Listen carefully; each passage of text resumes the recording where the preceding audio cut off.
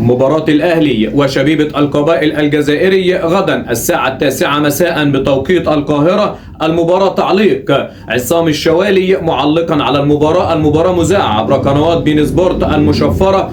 أيضا القناة الجزائرية أعلنت إذاعة المباراة على القنوات الجزائرية الأرضية. بالتوفيق للنادي الأهلي وتحقيق الانتصار أو العودة بنتيجة إيجابية تساعده في الصعود.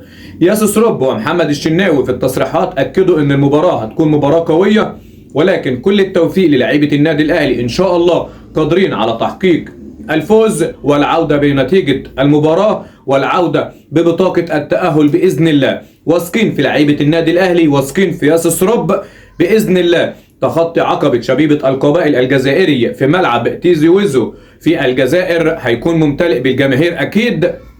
شبيبة القبائل الجزائرية له شعبية قوية جدا في الجزائر، ولكن كلنا ثقة في لعيبة النادي الأهلي إن شاء الله.